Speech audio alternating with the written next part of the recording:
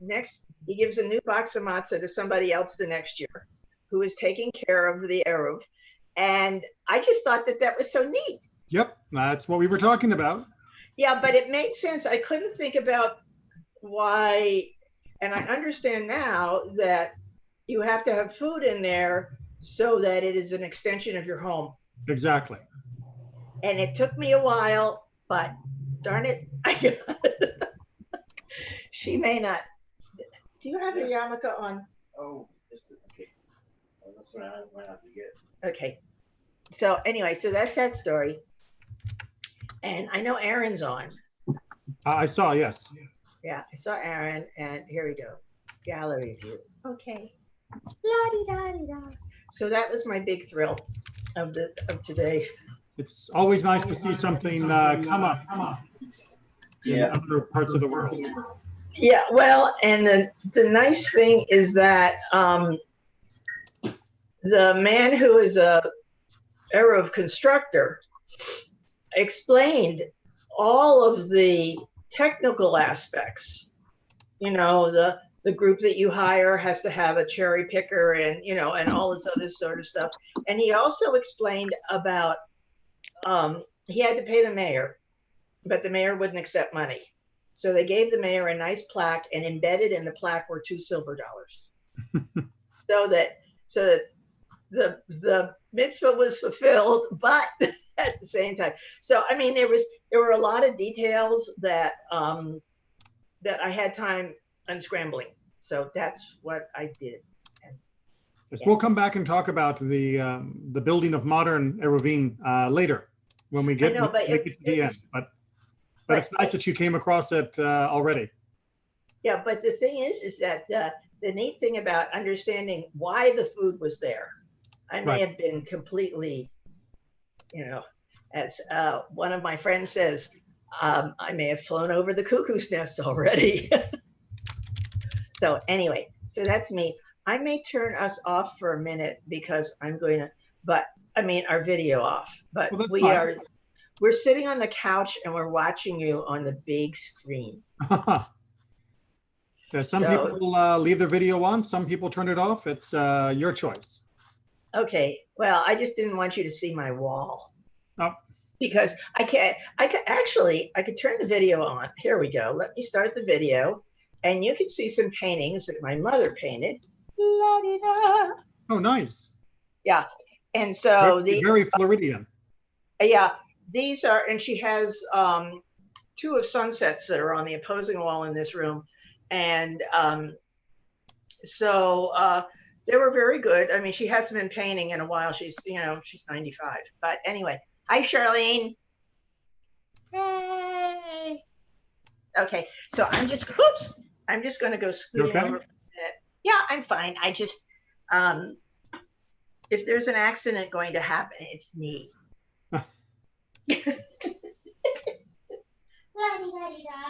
All righty.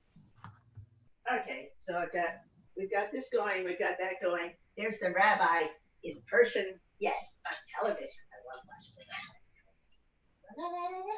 Oh, wait a minute.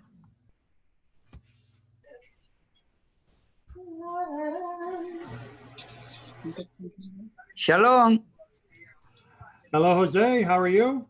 Okay. How you doing? Gina, going well. You? Good. Hanging in there. Yeah. That's what we're all trying to do. Hope everybody's fine over there in your family. Oh, we're doing just fine. Thank you. Shut. Yeah. I hear a person. I hear a young person. Hot diggity. No, that was me. That was you. You know, every now and then I just feel like crying. It's okay. Okay. Okay.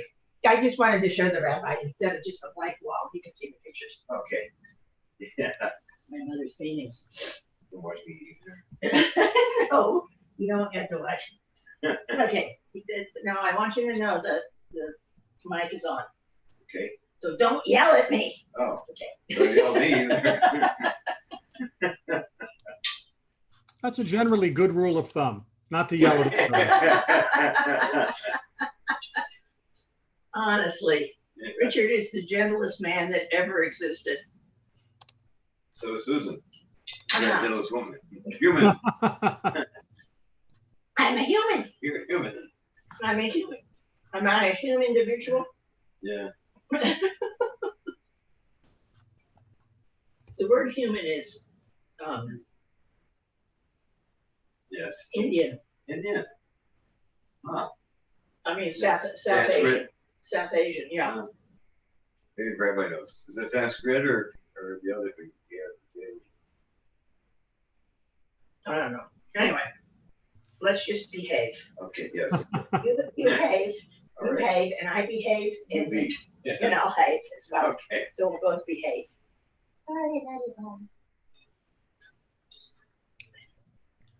Looks like we are up to our usual quota. I've got the YouTube going as well for those who prefer to join through that medium. And I suppose we can get down to work. Thank you. Yay. So we are in chapter 3 of Eruvin, and we left off at Mishnah 6 because Mishnah 6 is going to begin a slightly different topic for the rest of this chapter. Last chapter, we finished up by talking about conditional Eruvin. That is to say, somebody who makes a conditional eruv that says, if somebody attacks me from this direction, my eruv is the other direction. If they attack from this way, my eruv is the other direction.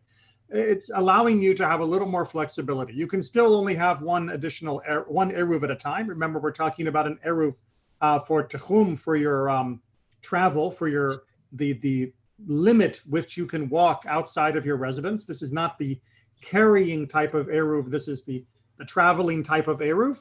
And that conditionality is going to come up again in this section of the Mishnah. So we are on Mishnah 6 of chapter 3 of Eruvin. Okay. All right, so let's go ahead and do a little reading, and I'll interrupt myself, and we'll see what we've got going here. Rabbi Eliezer says, if a festival day immediately precedes or follows Shabbat, a man may prepare 2 eruvs and make the following declaration. My eruv for the first day is that of the east, and for the second day is that of the west. Or alternatively, the one for the first day is that of the west, and the one for the second day is that of the east. Or my eruv is for the first day, and for the second day I will be as people of my town. Or my eruv is for the second day, and for the first day I will be as the people of my town. So he's giving numerous different options that a person might use, because you might have a different desire on any of the different days, or on either of the different days. On the first day, you may want to journey a little bit further to visit a rabbi, for example, or maybe on the second day, you don't want to visit at all and you want to stay in your area. Whatever your desires are, Rabbi Eliezer is saying, you can create 2 eruvin that will each be effective at different times between the day of a Hag, the day of a Yom Tov, of a holiday, and the day of a Shabbat. Okay, does everyone have the basic picture here? Gotcha. Yep. Looking for either nods or some sign that people understand what I'm talking about. Okay. I love it. Okay. But the Hachamim, but the sages disagree. The sages say he either prepares an eruv for one direction or none at all. He either prepares an eruv for the 2 days or none at all, right? Basically trying to say you cannot separate the day of Yom Tov and the day of Shabbat into 2 different conditional categories. They need to be treated as though they were one category of holiness, at least with regards to this respect. The Gemara goes into much more detail about when they are and aren't, but for the moment, we're not going to get too much into that.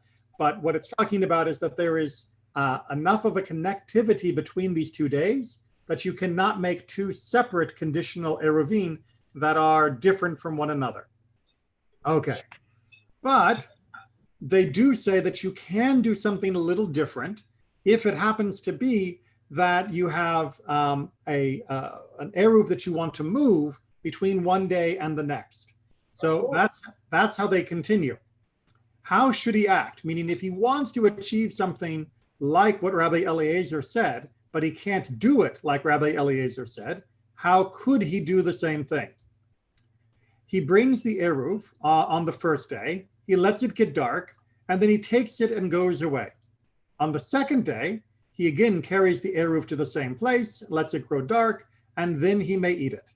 He thus benefits in his going and in his eating his Eruv.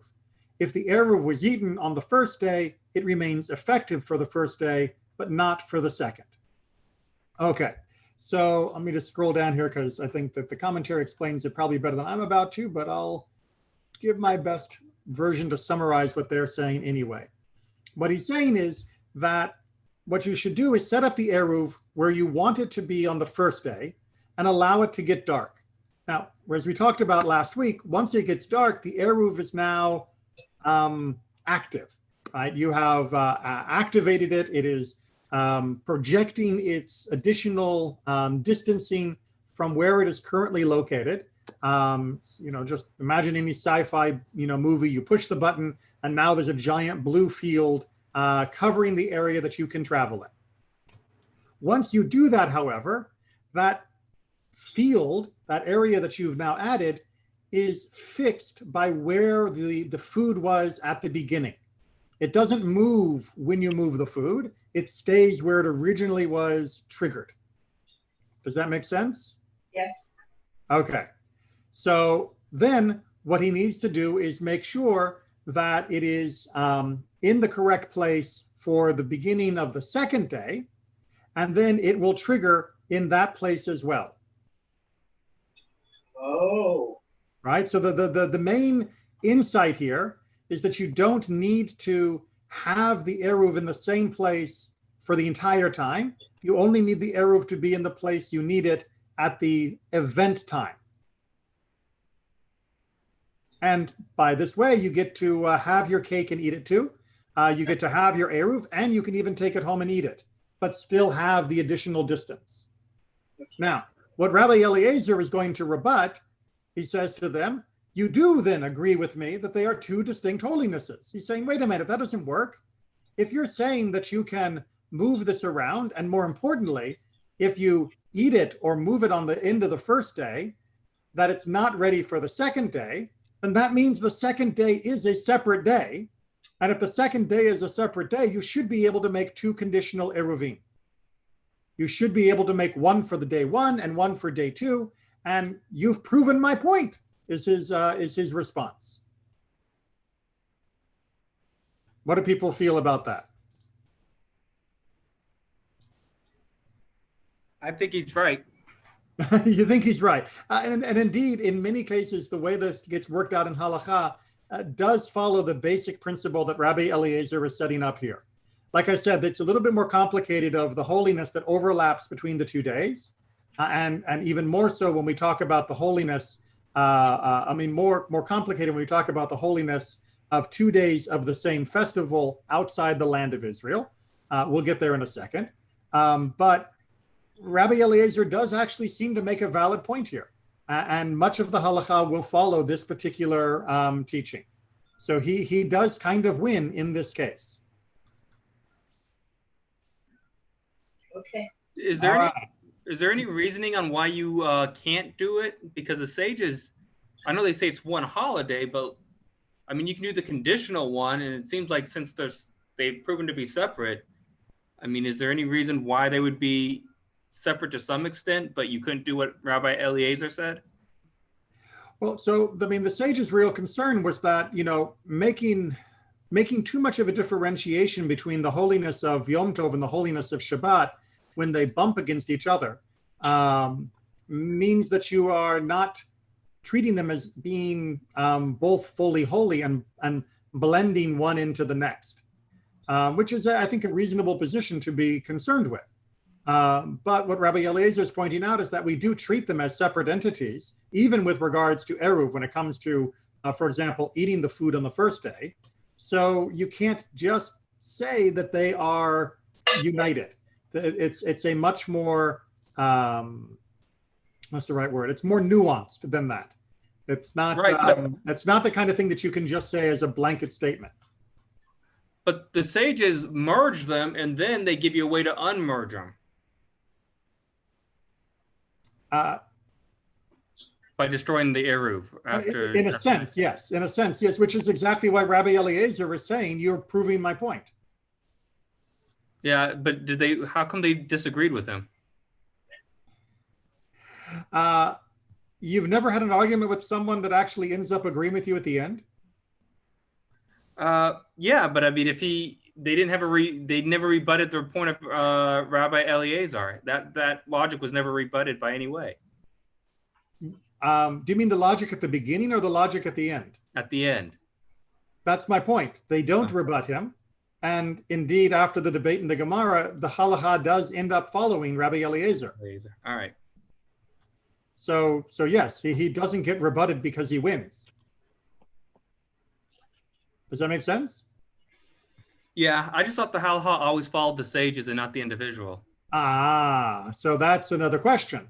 So the halacha almost always will follow the sages when the sages and an individual are put up against each other.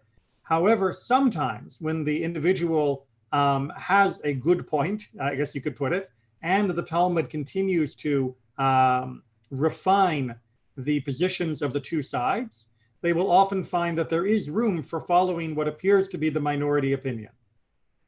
All right. But you're right, that is not the usual course. And when it happens, it's important to notice. All right, so let's go ahead then and move on to Mishnah 7. And in Mishnah 7, we're going to talk about Rosh Hashanah.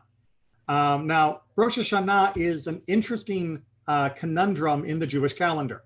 All other holidays that are of any significance fall in somewhere in the middle of a month, maybe in the first week as the holiday of Shavuot, which is coming up.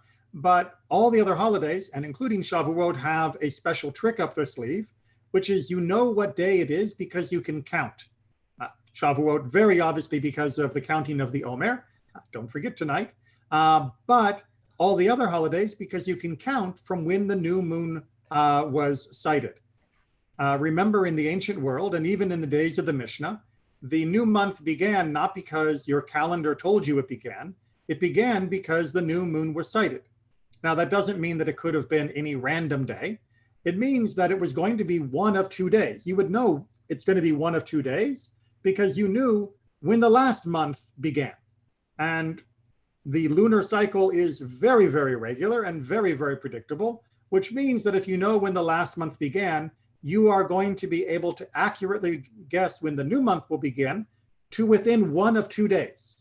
And so that meant that you could always predict it was either going to be day A or day B that the next month would begin.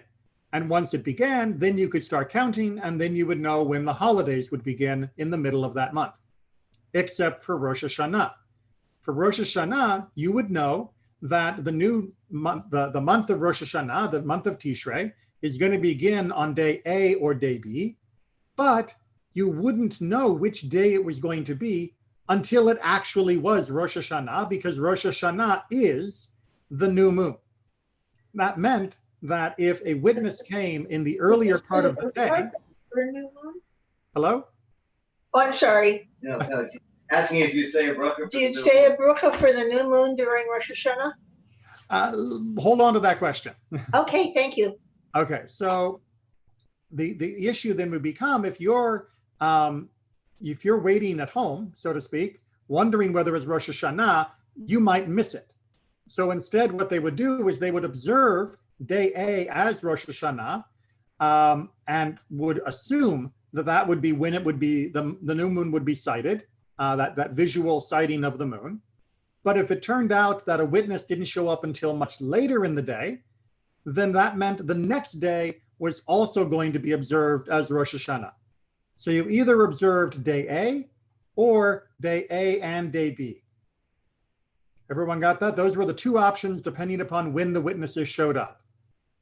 You were always going to be observing day A because you couldn't wait until a witness showed up, or else you would have missed the entire morning of Rosh Hashanah and, missed the chance to actually celebrate Rosh Hashanah.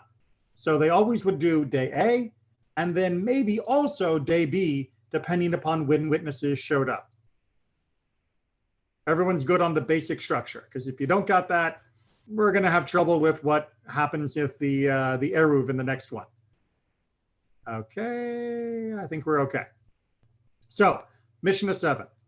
Rabbi Yehuda says, if on the eve of New Year, on Rosh Hashanah, a man was afraid that the preceding month of Elul might be intercalated, that is to say, there might be this additional day added, he may prepare 2 eruvs and make this declaration. My eruv for the first day is to the east, and the one for the second day is to the west. The one for the first day is that of the west, and that second day is that of the east. My eruv is for the first day, and for the second day I shall be as people of my town. My eruv is for the second day, and for the first I shall be as the people of my town. But the sages do not agree with them. So we have a repeat, but with a distinction from our last Mishnah. Mishnah 6 was talking about Yom Tov and Shabbat. Mishnah 7 is talking about 2 days of the same holiday. So it's not about Shabbat and a different holiday. It's about one holiday that might have 2 days.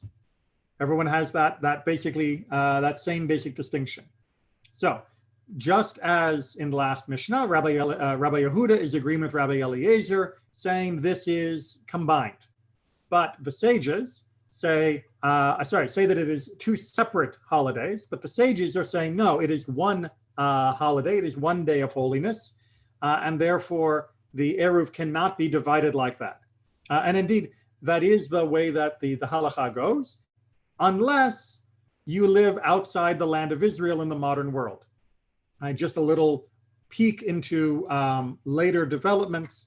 Once we stopped using the moon sighting for the establishment of our months, but instead relied upon very accurate calculations, we then knew how many days there would be of any given holiday and when they would fall. But in the diaspora, we continue to observe 2 days for every holiday. So you see that it's only one day for Mishnah 6, no Mishnah 7. Correct. Mishnah 6 is only one day. Okay, when it's a Shabbat and a holidays, it's only one day. Exactly. Imagine Sukkot followed by Shabbat. 1 day of Sukkot, 1 day of Shabbat, of course. Cannot be the opposite way? What's that? Can be also the opposite way. It can be also the other way, except there is a distinction. If we go back to Mishnah 6, when they talk about moving the food as part of the Eruv, and remember, this is the techum, the food that you put in the distance, that would only be viable if it was the holiday first followed by Shabbat. Because on the holiday, you are allowed to move food and carry food as part of the holiday celebration. But on Shabbat, you cannot carry anything, including food. So it's better for the people if it's holiday first. In that particular case, yes. Okay. So for number 7, it's the same. Both days are the same. Especially for Shana Aleph and Bet, it's the same day. And exactly. It's the same holiday. It's just the holiday is being observed on 2 days. Okay. Aaron, you got a question or a comment? I had a question, Rabbi. But then only going by the Mishnah, does it matter if the only for the solution the sages give, does it matter which one's first, right? Correct. Because if you follow Rabbi Eliezer, it doesn't make a difference, right? Correct, because you have prepared your Eruvin in 2 different places before either the holiday or Shabbat began. All right. Correct. Okay, so as long as we are talking about the holidays, and as long as we're in particular talking about Rosh Hashanah, we are now going to continue in Mishnah 8 with a different topic, not related to Eruvin, but it's just related to first day, second day issues for the holiday. Everyone got that? We're not talking about Eruv anymore. We will in chapter 4, but Mishnahs 8 and 9 are not talking about Eruvin, they're talking about Rosh Hashanah. Okay. Rabbi Yehuda. I'm reading a little, the same Eruv that you cannot change, okay, is for Mishnah 7. But for Mishnah 6, yes, you can change, no? For whose opinion? Rabbi Yehuda, or the sages? The sages. Well, the sages say in both cases in the Mishnah itself that you cannot do a double conditional Eruv.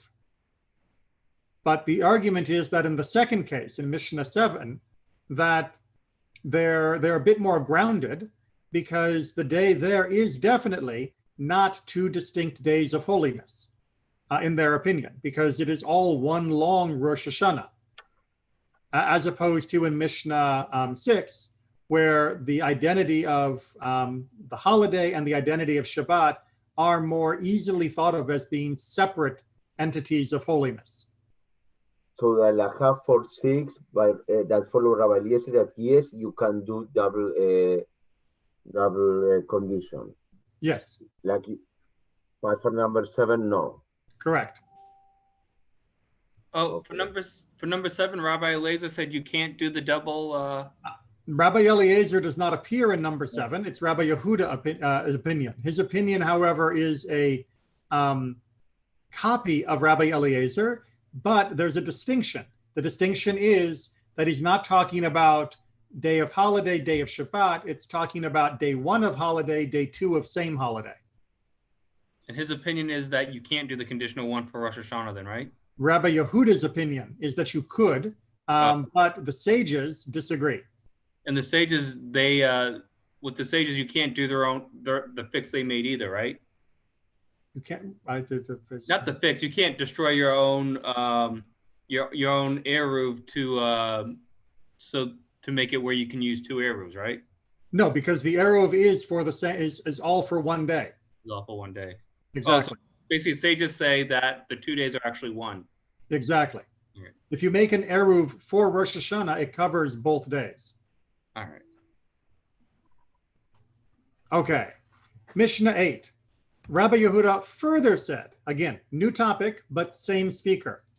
A man may stipulate concerning a basket of produce on the festival day and may eat it on the second day. And so also, if an egg was laid on the first day, it may be eaten on the second. But the sages do not agree with him. All right, so what he's basically trying to do here is to say that, as we talked about before, when we were talking about in Shabbat with the idea of putting a cup over something and all of that, that if an egg is laid on the day of a festival, then it can't be eaten on that time, right? Because it had to be ready before the festival began. So what Rabbi Yehuda is trying to say is that because of Rosh Hashanah's second day thing, that you could eat on the second day an egg that was laid on the first day, because they're separate entities, right? Day 1 and day 2 aren't the same thing. And if it was laid on day 1, then you can eat it on day 2. But the sages disagree and say, again, no, this is all one long day. The sun may go up and down twice, but it's really one long day. And therefore, you cannot use an egg on day 2 that was laid on day 1. Why? If it's the same day, you can't. You can't. No, hold on, let me just give one more example. If my chicken lays an egg on day 1 of Rosh Hashanah, I cannot eat it on day 1 of Rosh Hashanah. If my chicken lays an egg on day 1 of Shavuot, I can't eat it on day 1 of Shavuot. So what Rabbi Yehuda would say, in general, anytime, right? If a new produce or animal product is produced on the day, you cannot eat it on that day. It has to have existed prior to the day beginning. Yeah. I remember, yes. Right, so what Rabbi Yehuda is saying is, yeah, but day 2 and day 1, they're kind of separate days. So a day 1 egg should be okay on day 2. And the sages say, no, it's all one long Rosh Hashanah. Aaron, question? Yeah. Did any of the sages try to make the argument that if day 2 was actually Rosh Hashanah, then day 1 actually wasn't Rosh Hashanah? And if day 1's Rosh Hashanah, then day 2 actually is not Rosh Hashanah? So that argument does come up, but basically it gets shot down. That once the day has been sanctified because it is expected to be Rosh Hashanah, you're not going to say, oh, whoops, it wasn't really. And everything we did, the sacrifices and the prayers and all of that was, worse than just a waste of time. It was an actual, transgression, because what we did was in violation. We did something as sanctifying a day when it wasn't a sacred day.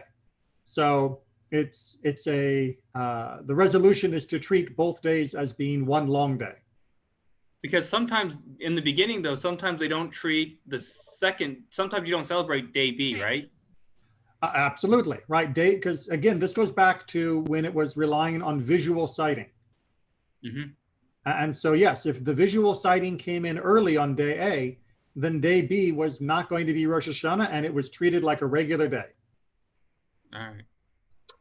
Now, Rabbi, but in the Hagim, you can't cook and create something new. So you can cook, yes. So you are creating something new. But you cannot go gather. So, I can make bread from the flour that I have on Shavuot, but I cannot go out to the field and harvest the wheat and crack it open and grind it and make flour and then cook it on Shavuot. Okay.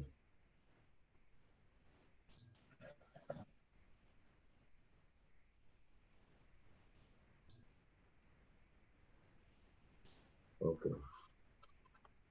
I should point out that the idea of the produce in the idea of the basket is relating to separating tithes and truma. Yes. Yes.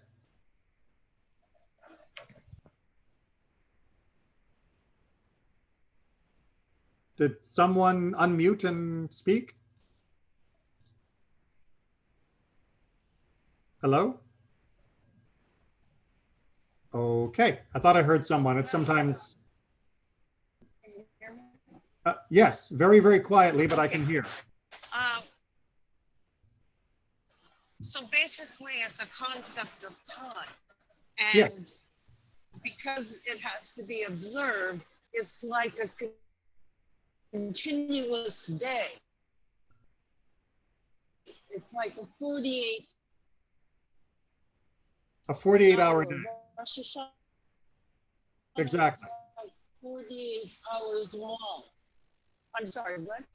Yes, it's a 48-hour Rosh Hashanah. Yeah. But you will note. Myself. You hear me? No. Okay.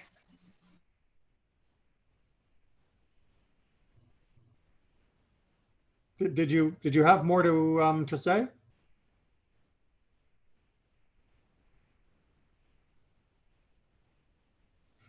But you will note that our sages were very compassionate, and they did not force us in these circumstances to have a 48-hour Yom Kippur. Instead, they counted from when the moon was actually sighted for the 10 days until they reached Yom Kippur. Because celebrating Yom Kippur for 48 hours would be extremely difficult for most people because of the fast. I know people who don't like 24. All right. In the summer, not only fast, but in the summer. Definitely in the warm season, exactly. All right, and one more topic, as long as we're on Rosh Hashanah. Rabbi Dosa ben Harkanos says the person who goes in front of the ark, going in front of the ark, to pass before the ark, is the rabbinic metaphor for the person that leads the Amidah. So anytime you see in the Mishnah or Gemara talking about somebody passing in front of the ark, it's talking about the person who is the Shaliach Tzibor, who is the leader of the prayer service, specifically the person leading the Amidah. So the person who goes in front of the ark on the first day of Rosh Hashanah says, "Strengthen us, O Lord our God, on this first day of the month, whether it be today or tomorrow." And on the following day, he says, "Strengthen us, whether it be today or yesterday." So what's happening here is, according to Rabbi Dosa, is you should hedge your bets. If you're not sure whether it's today or tomorrow because you're doing the Amidah, and at the Amidah, especially for Shacharit, it might be decided that it's actually tomorrow, then you should probably say that in your tefillah. Again, he is worried that if you say a blessing that is not appropriate because today wasn't actually Rosh Hashanah, then that would be wrong. It's a bracha levatala. It's a null and void blessing. And therefore, you should add a conditional phrasing in order to prevent that from being a possibility. But the sages do not agree with them. Again, they see it all as being one long day, whether it was more precisely day B than day A or not. And therefore, you should say the simple formula of bless us on this day. I should also point out that the rabbis say that it's not necessary to mention Rosh Chodesh on Rosh Hashanah. You do not need to specify that it is Rosh Chodesh. And one of the odd things of Rosh Hashanah in the liturgy is that it does not follow the usual Rosh Chodesh pattern, but has its own unique flavor altogether. I understood that that the rabbi do this because they want to confuse the Satan, that he will not know that we are Rosh Hashanah, so he's supposed to, so in order to protect us in the trail. I haven't heard that particular interpretation. The other interpretation is that Rosh Chodesh is usually a day of celebration and of rejoicing, in particular with the singing of Hallel.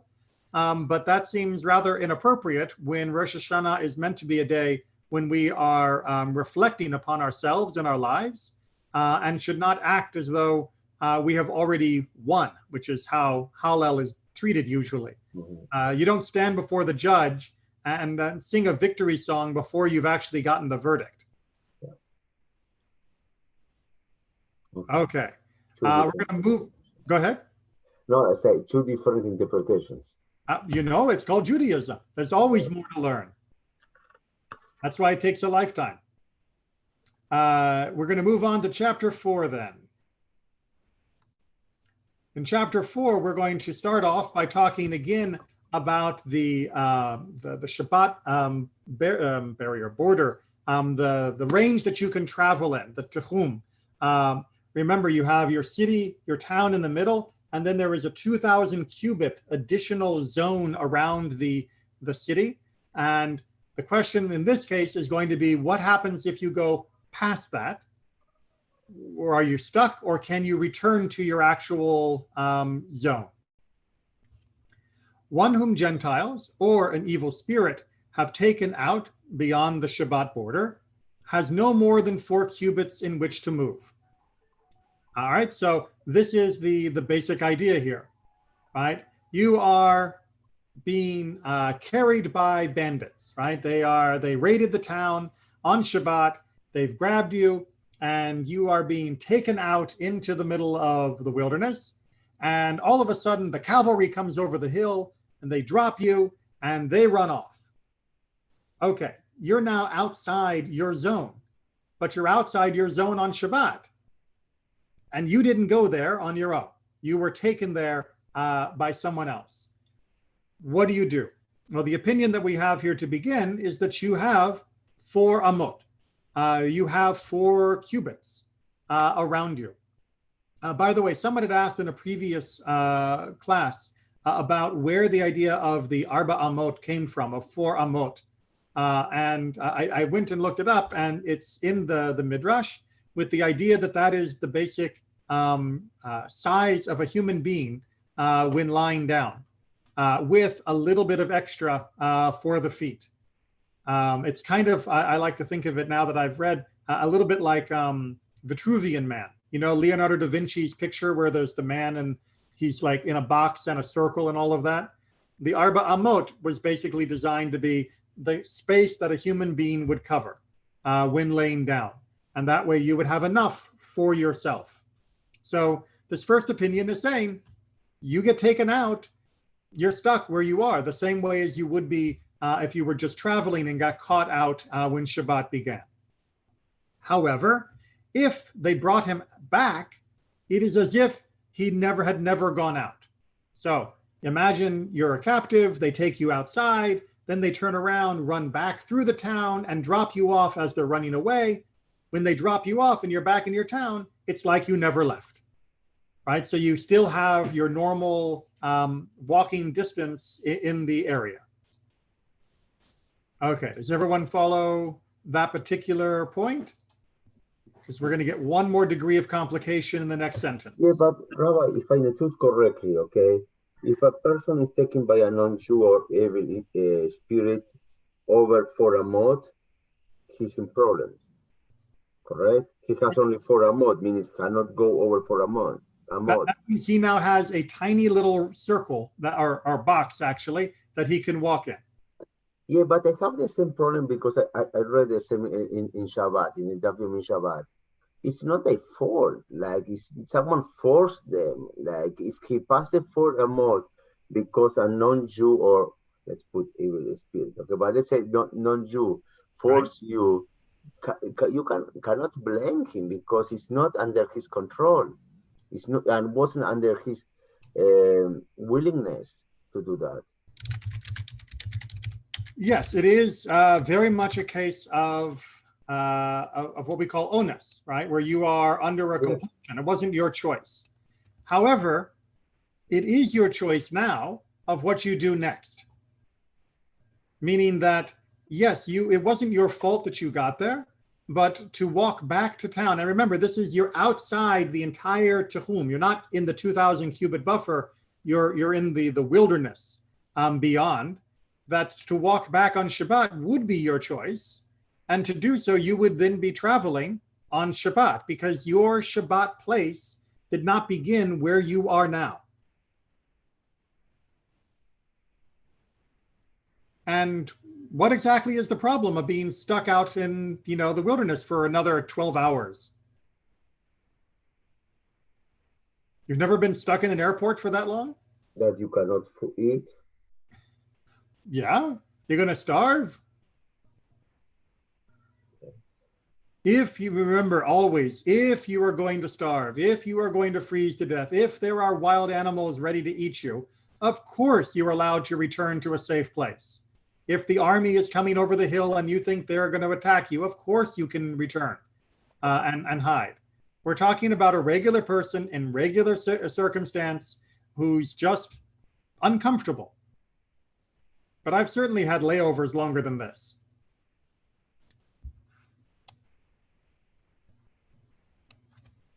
So that is the basic halakha. Now, the next wrinkle. So what's the answer, Rabbi? Why cannot stay outside the roof for 12 hours? So why does he have to? Why he cannot stay there? No, he can. Yeah, you're stuck. You're stuck in the middle of nowhere. You wait there for the end of Shabbat and then you walk home. Nobody says it's fun, but it's not exactly a difficult, it's not exactly a life-threatening situation. And if it is life-threatening, then you can move. I should also point out, by just, as a bit of a spoiler, if somebody is stuck in one of these, 4 amot boxes like a mime, they are allowed to move for their bodily needs, to go to the bathroom.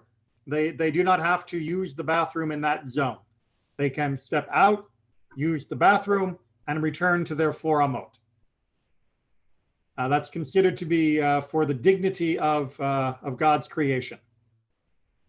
God does not want any of us to have to just spend time in our filth. Okay.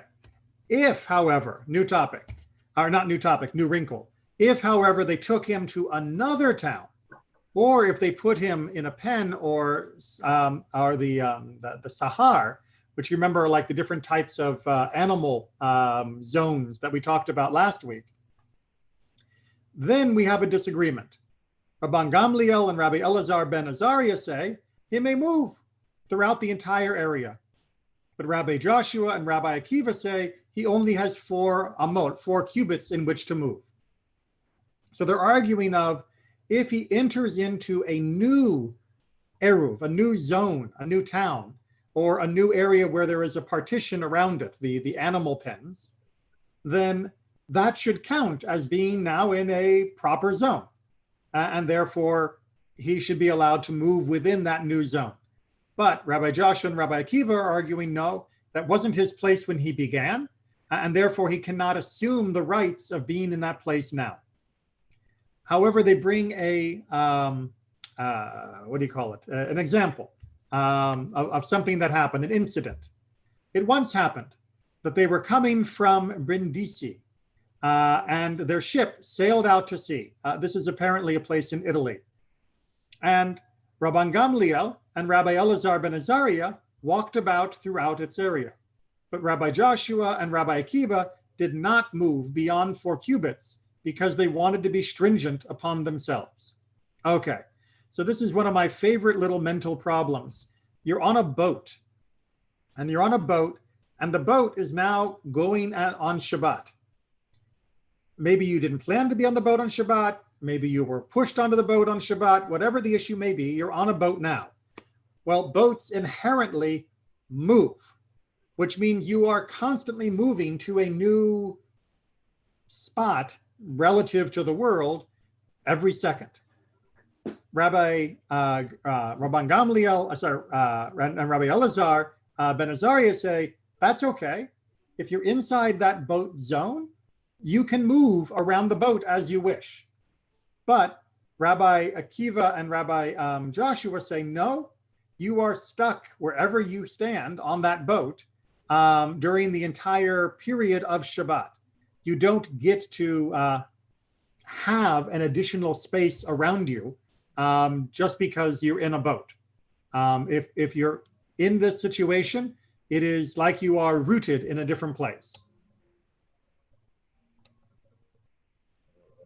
Question? Yes. It's not a little of hypocrisy from Rabbi Yeshua and Rabbi Akiva, because anyway you are moving. Because if the boat is moving, you are moving, likely or not. So it doesn't make any difference if you move an extra 4 or not, because anyway you are in constant movement. Okay, which indeed is how the halacha eventually gets decided in the Talmud, which is you are in a state of perpetual motion, which means you are being granted a new 4 amot around you every single moment. Yeah, right? So yes, your 4 amot was here, but now your 4 amot is here, and now it's here, and now it's here. And so whichever way you move, you're constantly being given a refreshed zone around you because of the boat carrying you across the surface of the planet. So yes, that's why it ends by saying that they are being machmir, they are being stringent upon themselves. It is not actually the halakha, it was their own choice to feel themselves stuck in one place. Aaron, yes. So the Eruv is the town, and the boat would be the equivalent of a town, or no? Well, so that's what Rabban Gamliel and Rabbi Elazar ben Azariah are saying. They're saying the boat is an enclosed space, either like a town or like an animal pen, and therefore you should be given free rein to move within its borders. But it doesn't matter. So it's all right for the town. It's all right for the town to move, but just not you to move outside the town. Is that exactly? And that in fact is going to become the issue in the next Mishnah of what happens when the boat gets to town on Shabbat. But are you allowed to leave the boat and go into the town? But that's the next Mishnah. Does it matter on whether or not how you steer the boat and how much force you use to move the boat? Well, you as a Jew should not be steering the boat unless, again, it's a life-threatening situation, right? Jewish people should not be deliberately sailing on Shabbat because there's just a whole host of Shabbat violations involved in making an ancient boat work. But in this case, we're talking about a person who's being moved on the boat by someone else. It's a captive. So we're talking about a captive, basically. Well, it's either a captive or they were on the boat and the boat left, but not by their discretion, but by the non-Jew discretion. So can you say the same about plane? So in the modern world, to talk about airplanes, it's a little bit trickier. So usually it's not really possible to board an airplane before Shabbat begins and then wait until the plane takes off. And then storm could be a storm. Right. So then the other question becomes not so much, can I be on a plane? Let's say I was on a plane and I really thought I was going to take off and land before Shabbat began. But I took off and then there was a storm and we were diverted and we had to fly somewhere else. the question then becomes, can I exit the plane? Right? Can I disembark at the other end? And if I do disembark, am I stuck with only 4 amot and all of that?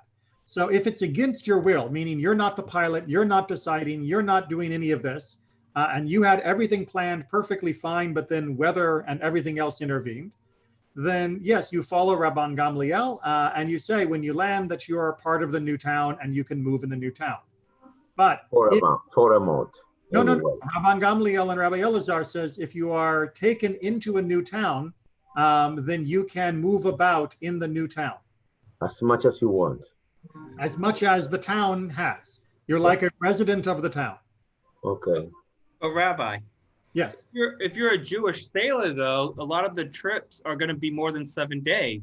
So you're going to be sailing on Shabbat by choice. Nowadays, a lot of the trips are more than 7 days. That wasn't always true in the ancient world. I mean, yes, once the age of exploration began and people put out to sea for months at a time, yes, that became a much bigger issue. But in the biblical and ancient world, most of the boats would hug the coastline and they would often put in harbor. So it wasn't that hard to avoid that kind of issue. But if you're what does the halakha go by for sailors, though? Don't be a sailor. Oh, really? Don't be a sailor on Shabbat. Oh. Right? I mean, think about, everything that goes on in sailing, even set aside all the obvious halakha of the knot tying and the cutting and the sewing and everything else that goes into it. And certainly once navigation techniques got more complicated, marking on maps and everything else, you're working. Yeah. By definition, you're doing your job. Excuse me, Rabbi. What's that?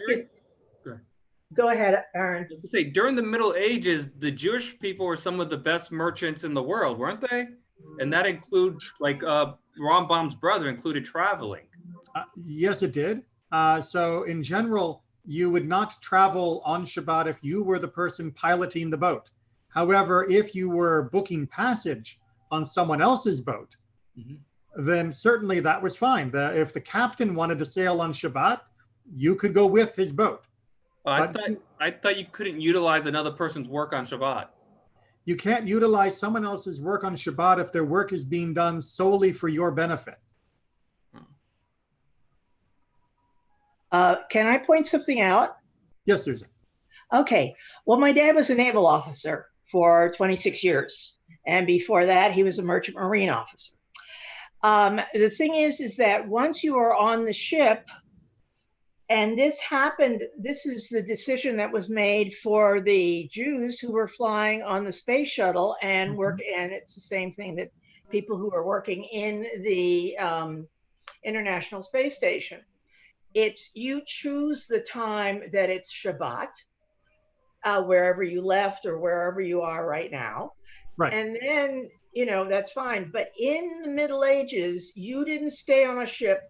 I mean, aside from, and that was the Renaissance when Columbus went, but you didn't stay on a ship for longer than 4 or 5 days. So that wasn't a problem.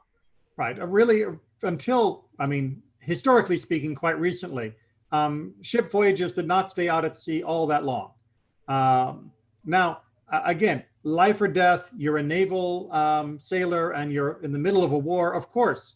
There are many Israelis that are sailors now that serve on ships of war. There are many American Jews that are sailors and serve on ships of war. And of course, they have to do their duties on Shabbat. But we're talking here about people doing things for business or people doing things for other reasons. Okay. I think we can get a little bit more in because I definitely want to get to Mishnah 2 for the next one because it is just far too appropriate of a connection. All right. And again, make sure that our commentary is visible for those that are reading it on the YouTube screen rather than their own monitor. Once they did not enter the harbor until dusk, meaning until Shabbat was about to begin. They asked Rabban Gamliel, "Can we disembark?" He said to them, "You may, for I was already observing and we were already within the Shabbat limit before it grew dark." So what he's trying to say, let me get the generic thing. Like I mentioned before, if the boat is within the city limits and Shabbat begins, then you are part of the city, even though you were on the boat to start. And so once the boat docks, you can get off, you can then go into the city and act as though you were a resident. They, however, were coming up to the edge of the city. They were watching the sun go down. They were watching the city get closer as they sailed in.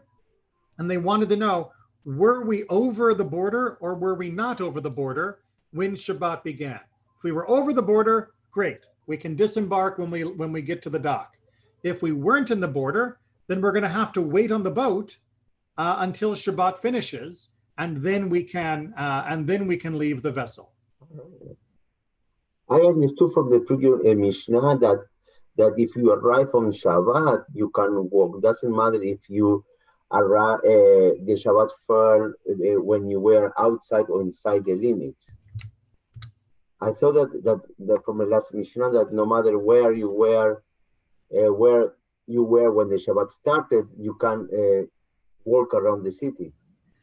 Yes. However, what he is answering is Rabbi Akiva and Rabbi Joshua's opinion, because they are worried that since they are stringent upon themselves, that they will not be able to enter the city, even if Rabban Gamliel and the others would. So he's not answering for his own benefit. He's answering for the benefit of those who are being stringent with themselves. Okay. So he can walk around no matter if the Shabbat fell when he was outside the limits.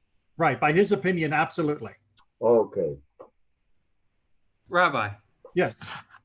When they talk about being stringent upon themselves, are they talking about a plurality of halacha? Because obviously you could be as stringent upon yourself as you want, but why would somebody else have to comment on how stringent or how relaxed you can be as long as it's within halacha, unless they're acknowledging a plurality? No, it's not a question of plurality. It's a question of whether or not this was an opposing opinion or whether it was a complementary but more stringent opinion. An opposing opinion would be that Rabbi Akiva and Rabbi Joshua thought that everyone else was wrong, that they were breaking Shabbat, and that was not the correct way to observe it. Whereas a complementary position is, yes, what you're doing is technically correct, but we would like to be more stringent. At which point they can't criticize Rabban Gamliel and the others, even while they don't follow their ruling. Who gave the last opinion? I thought it was Gamliel who gave that ruling.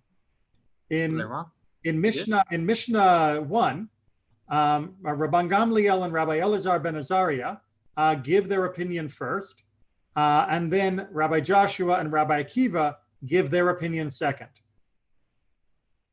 Yeah, and then all right. And then they give the example of what happened.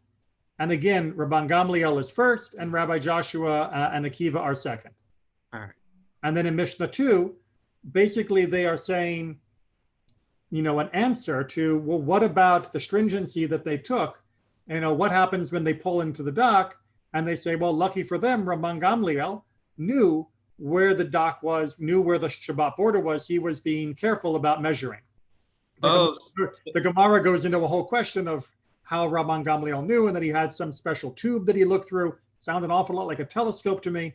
But basically that he was checking out the measurements as they were coming closer, and so he could give that answer to his colleagues. You'll notice, however, that he gives an answer to his colleagues who are not following his opinion, but he is still more than willing to give them an answer. Right? He's still very helpful to them. So he was measuring strictly for Akiva and Joshua, right? Yes. All right. So how come he knows what is the limit of the city?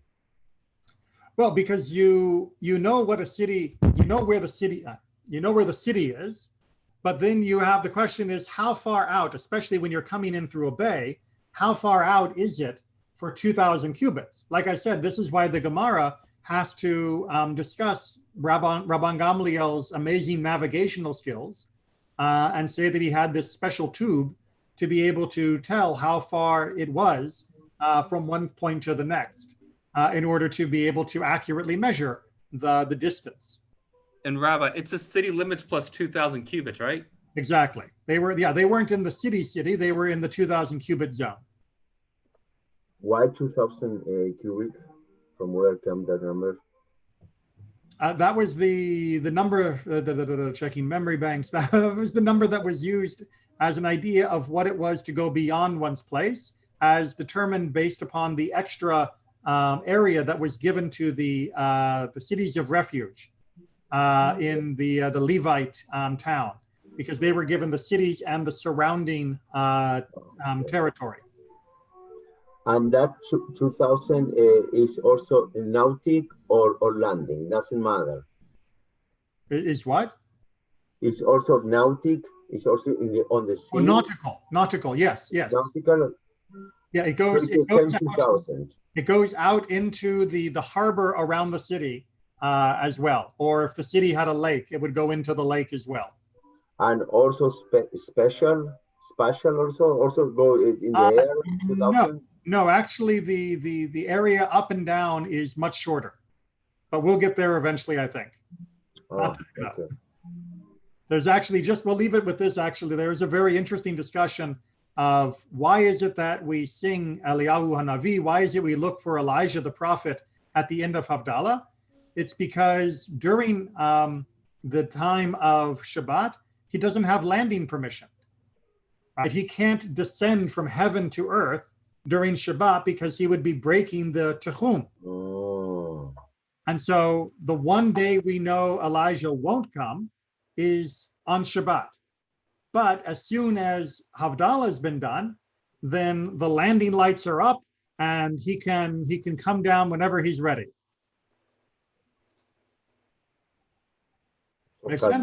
Can be also on Sunday or Monday. Well, yeah, he could be any day, but his travel season begins every Saturday night. Okay. Hey, Rabbi, speaking about Elijah, how did you get all these false messiahs when nobody predicted Elijah coming? Because people are gullible. Oh. I mean, you want me to explain why people continue to follow people that aren't worth following? Well, Rabbi Akiva was one of them. Shouldn't he have said, where was Elijah? So Rabbi Akiva was very optimistic and very hopeful. The idea of whether or not Eliyahu Hanavi would come in a way that would be known and recognized by everyone is not as clear-cut as many people have made it sound in the modern world.